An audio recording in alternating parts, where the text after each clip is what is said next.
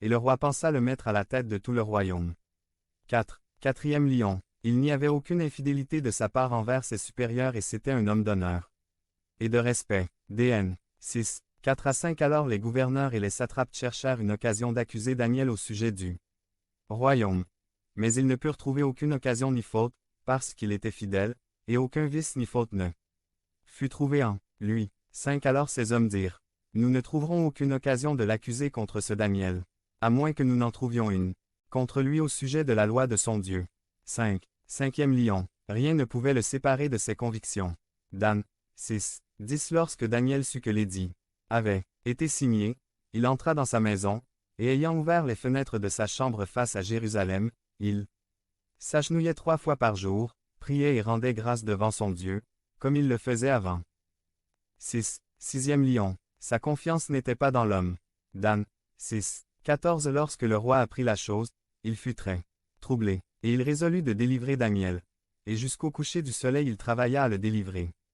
7. Septième lion. Daniel ne s'est jamais prosterné devant l'idolâtrie, l'apostasie, la fornication spirituelle et charnelle, la récompense de l'homme, la reconnaissance humaine. Ou encore, il ne s'est pas rendu à ses supérieurs, il les a seulement servis fidèlement. Sans vendre ce qui lui était éternel. Quels sont ces lions auxquels nous devrons affronter ces jours-ci? 1. Idolâtrie au sein des congrégations. 2. Apostasie. 3. Manque d'amour. 4. L'amour de l'argent 6 plus que Dieu.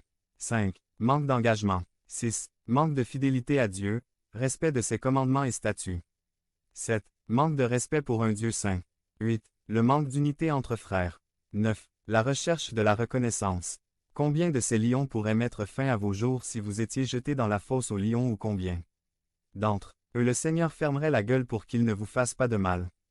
Devenez membre de la chaîne et AIDEZNOUS à propager la parole de Dieu dans le monde entier. Samedi 16 mars 2024. Parlez à Dieu en 5 minutes. Description vidéo. Sola Gracia. Résumé. La grâce est le seul fondement de votre relation croissante et éternelle avec Dieu. Par Wilbur Madera Rivas. Sola Gracia 17-10-09. Titus 3. 3 à 8. Intro. Quand j'étais à l'école primaire, mon jour préféré pour aller à l'école était le jour où nous faisions de l'éducation physique. En gros, c'était mon jour préféré parce que nous jouions un match de football sur le terrain des grands. C'était aussi une période passionnante car vous aviez l'opportunité d'être le capitaine de L'. Équipe et de choisir vos joueurs. Le professeur nous a formés en ligne et nous a dit « Je vais donner la consigne de raffermir et ceux qui ont la meilleure position corporelle seront sélectionnés comme capitaine. Et ensuite ils choisiront leur équipe parmi tous leurs camarades de classe. » Alors quand il a donné la consigne ferme, nous avons tous fait de notre mieux pour être sélectionnés. Je me souviens que je me tenais aussi droit et planté que possible pour attirer l'attention du professeur. Plusieurs fois j'ai réussi et j'ai pu choisir mon équipe. Bien sûr, j'ai essayé de choisir ceux que je considérais comme les meilleurs et qui garantiraient la défaite de l'équipe adverse. Ceux qui n'étaient pas bons au football étaient les derniers avec leur visage pitoyable et il fallait les choisir parce que pas question. Même si en tout cas, vous avez essayé de garder le meilleur du pire. Il nous semble tout à fait normal de sélectionner des personnes en fonction de leur performance, de leur talent ou d'une caractéristique particulière qui attire notre attention et est perçue comme quelque chose de bien. En revanche, nous écartons immédiatement ceux qui n'ont pas quelque chose d'attrayant ou qui retient notre attention. Nous sommes également habitués à penser ainsi. Il faut mériter les avantages. Il faut travailler dur et s'efforcer de gagner des choses. Personne ne te donne des choses, tu dois les gagner.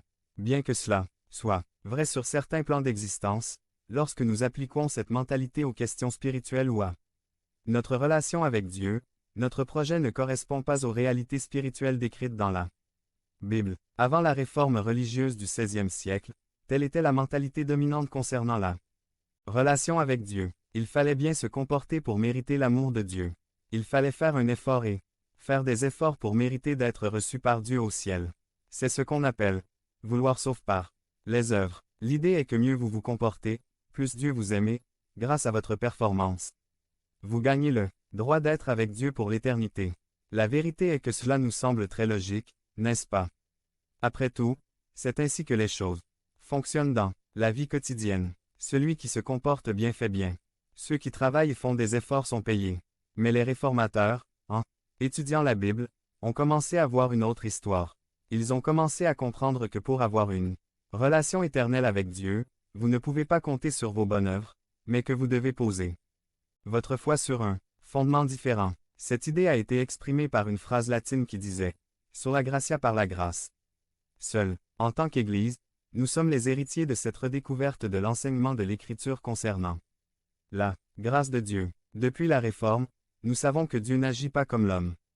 Que Dieu donne gracieusement, c'est-à-dire qu'il donne de bonnes choses à ceux qui ne les méritent pas, uniquement parce qu'il est un Dieu bon et miséricordieux. Sola gratia signifie que ce ne sont pas vos œuvres qui méritent une relation avec Dieu. Devenez membre de la chaîne et AIDEZNOUS à propager la parole de Dieu à travers le monde. Point. Samedi 16 mars 2024. Si vous croyez en la puissance de Dieu, commentez 11. Mais que la grâce est le seul fondement de votre relation croissante et éternelle avec Dieu. C'est-à-dire que si vous pouvez avoir ou avoir une relation croissante et éternelle avec Dieu, c'est uniquement grâce à sa grâce. Manifestée dans la personne et l'œuvre de Jésus-Christ et nous annoncée dans la bonne nouvelle de l'Évangile. Maintenant, quand nous parlons de grâce, de quoi parlons-nous? La grâce est l'attribut de l'être de Dieu, par lequel il nous donne toutes les bénédictions, non pas parce que nous les méritons, mais parce qu'il lui plaît de les donner avec amour et pour sa gloire. Lorsque Dieu donne quelque chose par grâce, alors nous pouvons trouver les caractéristiques suivantes. Dieu tient compte. Nous n'avons aucun mérite pour l'obtenir. Citron. Nous ne le méritons pas. Nous n'avons même pas la moindre place pour nous vanter. La gloire revient à Dieu. Les réformateurs du XVIe siècle ont redécouvert cette vérité de l'Écriture qui avait été oubliée par beaucoup à leur époque et qui fait désormais partie de l'héritage spirituel que nous avons reçu. Nous devons apprendre à vivre dans cette grâce de Dieu et à y grandir parce que la grâce est le seul fondement de votre relation croissante et éternelle avec Dieu.